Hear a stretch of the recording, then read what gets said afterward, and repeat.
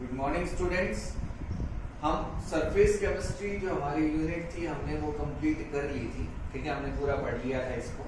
लेकिन कई स्टूडेंट्स की डाउट थी चार्ज ऑन कोलाइड्स जो आपका टॉपिक है इसमें, कि कोलाइड्स पे पॉजिटिव चार्ज आता है, नेगेटिव चार्ज आता है, वो हम कैसे डिसाइड करेंगे कब पॉजिटिव चार्ज आएगा कब नेगेटिव चार्ज आएगा।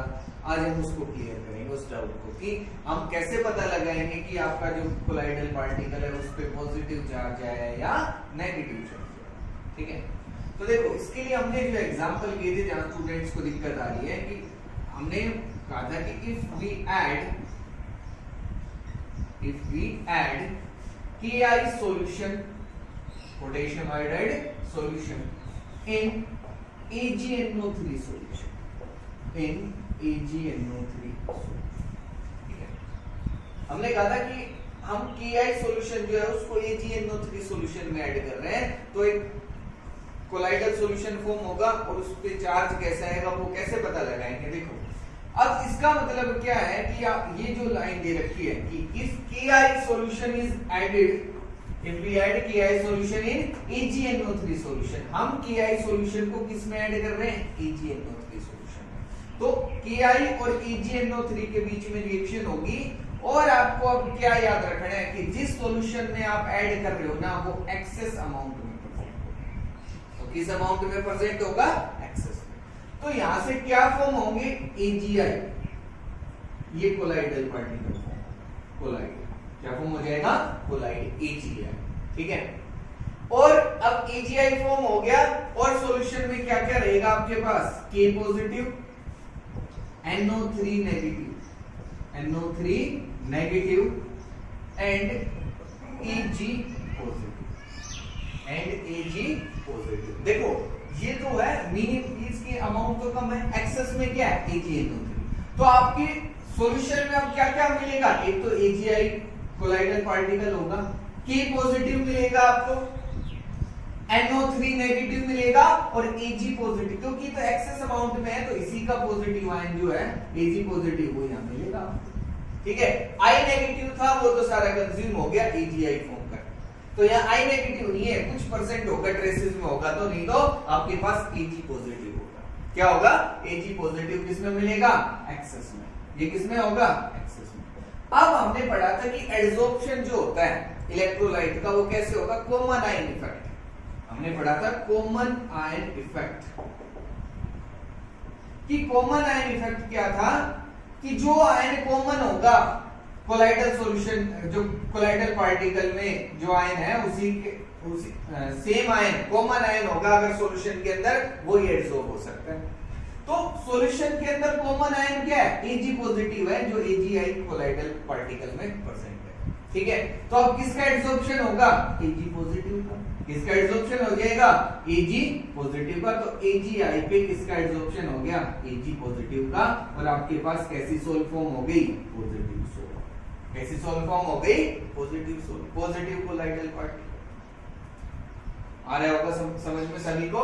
तो आपको क्या याद रखना, अगर हम KI सॉल्यूशन ऐड कर रहे हैं AgNO3 सॉल्यूशन के अंदर, तो मतलब ये एक्सेस अमाउंट में प्रेजेंट है, तो यहाँ पे एक तो AgI बनेगा, K पॉजिटिव, NO3 नेगेटिव और Ag पॉजिटिव।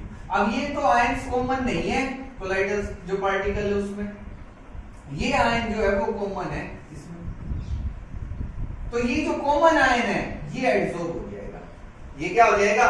एडसॉर्ब हो जाएगा, और आपका पॉजिटिव सोल कैसा सोल फॉर्म हो जाएगा? पॉजिटिव। अब अगर इसका अपोजिट हम देखते हैं, वो क्या है उसको देखते हैं। अगर हमारे पास AgNO3 सॉल्यूशन है और अब हम उसको किस में ऐड कर रहे हैं? KI solution. किस में ऐड कर रहे हैं? KI solution. अब हमारे पास रिवर्स हो गया, उल्टा केस हो गया कि AgNO3 को अब हम किस में डिसॉल्व कर रहे हैं? किस में ऐड कर रहे हैं? KI solution. किस में ऐड कर रहे हैं? KI सॉल्यूशन में। तो AgNO3 को हमने ऐड कर दिया KI सॉल्यूशन में, तो मतलब ये किसमें प्रेजेंट होगा? एक्सेस अमाउंट में। किसमें होगा? Excess amount. तो आपके पास क्या फॉर्म होंगे? AgI।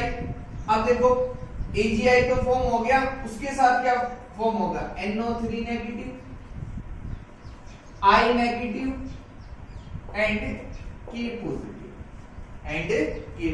देखो Ag ये तो मिनिमम अमाउंट में, ये तो सारा कंज्यूम हो जाएगा, आयन के साथ रिएक्ट करके क्या फॉर्म कर लेगा, AgI, आयन एक्सचेंज हो जाएंगे और क्या फॉर्म हो जाएगा, AgI। ये कोलाइड है आपके पास, कोलाइडल पार्टिकल, क्या ये कोलाइडल पार्टिकल। अब आपके पास सॉल्यूशन में NO3 नेगेटिव होगा, K पॉजिटिव भी होगा और आयन है, क्योंकि तो एक्सेस अमाउंट में है, ये तो मिलेंगे ही आपको। अब कौन सा आयन कॉमन है, I नेगेटिव कॉमन है और ये किस अमाउंट में प्रेजेंट है, एक्सेस में है, क्योंकि ये जब एक्सेस में है तो ये भी एक्सेस नहीं होगा, मतलब कुछ कंज्यूम हो गया तो कुछ बच गया।